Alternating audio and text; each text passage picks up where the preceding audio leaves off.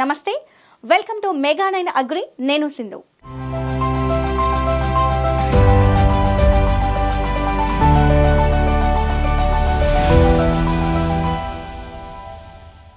వరి సాగులో ఎకరానికి 40 నుంచి 45 క్వింటాల దిగుబడి వస్తే చాలు, రైతు పొంగిపోతాడు.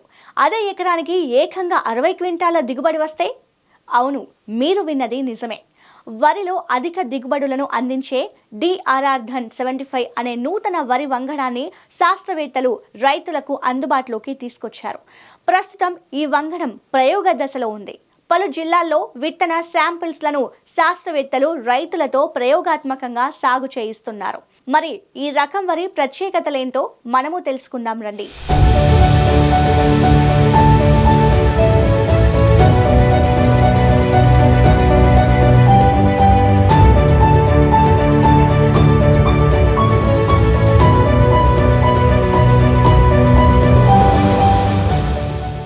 తెలంగాణ ప్రభుత్వం రైతులను ఆర్థికంగా బలోపేతం చేసే దిశగా నూతన వంగడాలను అభివృద్ధి చేస్తోంది. ఎకరానికి అత్యధికంగా 60 క్వింటాల వరి ధాన్యం దిగుబడి లక్ష్యంగా ప్రొఫెసర్ జయశంకర్ వ్యవసాయ యూనివర్సిటీ కృషి చేస్తోంది.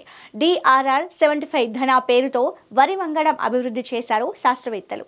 భారత్లో వరి వంగడాలు హెక్టార్కు 6 నుంచి 8 టన్నుల మేర దిగుబడి ఇస్తుంటే, శాస్త్రవేత్తలు నూతనంగా విడుదల చేసిన డిఆర్ఆర్ ధన్ 75 రకం హెక్టార్కు 10 టన్నుల నుండి 12 టన్నుల వరకు దిగుబడి ఇస్తోందని చెబుతున్నారు. తక్కువ విస్తీర్ణంలో ఎక్కువ ఉత్పత్తులు చేపట్టే విధంగా డిఆర్ఆర్ ధన్ 75 ను రూపకల్పన చేసినట్లు చెబుతున్నారు.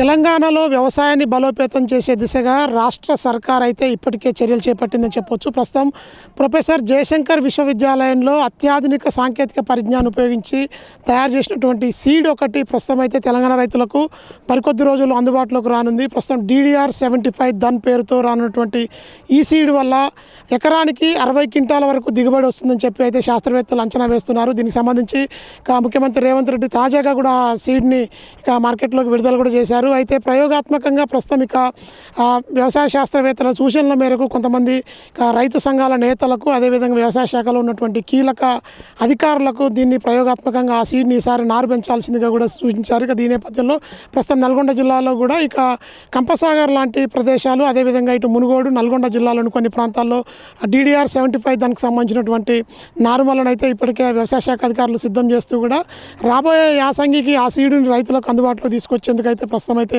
చర్యలు చేపట్టారు. ఇప్పటి వరకు తెలంగాణ రాష్ట్రంలో 1010 సీడ్స్తో పాటు చింట్లు, అదేవిధంగా హెచ్ఎంటి లాంటి మరికొన్ని రకాలు, సన్న రకాలన్నింటినీ కూడా పండించేందుకు దాదాపు 13 రకాల విత్తనాలని ప్రభుత్వం అందుబాటులో ఉంచింది. తాజాగా ఇప్పుడు తీసుకొచ్చేటువంటి డిడిఆర్ 75 ధన్ విత్తనం ద్వారా దాదాపు డబల్ పెట్టుబడి కాకుండా సగం పెట్టుబడితోటే డబల్ ఇన్కమ్ వచ్చే విధంగా, రైతుల్ని ఆర్థికంగా బలోపేతం చేసే విధంగా కూడా ఈ సీడ్ని ఇప్పటికే శాస్త్రవేత్తలు డెవలప్ చేశారని చెప్పి వ్యవసాయ శాఖ చెప్తున్న నేపథ్యంలోనే ప్రస్తుతం అయితే ఆ సీడ్కి సంబంధించినటువంటి ప్రయోగాత్మక దశ నల్గొండ జిల్లాలో కొనసాగుతుంది.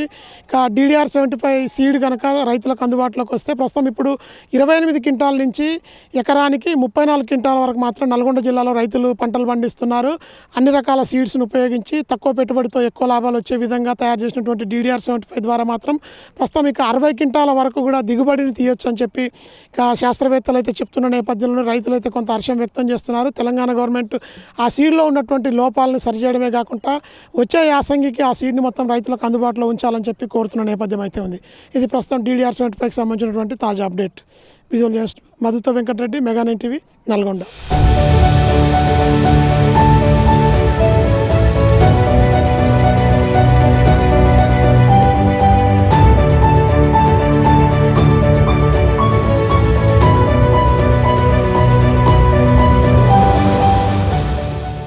ఈ రకాన్ని 2024 అక్టోబర్ 8న శాస్త్రవేత్తలు విడుదల చేశారు. శాంబా, మసూరి లాంటి రకానికి ఒక కంకికి 150 నుండి 200 వరకు గింజలు వస్తే, డిఆర్ఆర్ ధన్ 75 రకానికి 380 నుంచి 400 గింజలు వస్తాయని శాస్త్రవేత్తలు చెబుతున్నారు.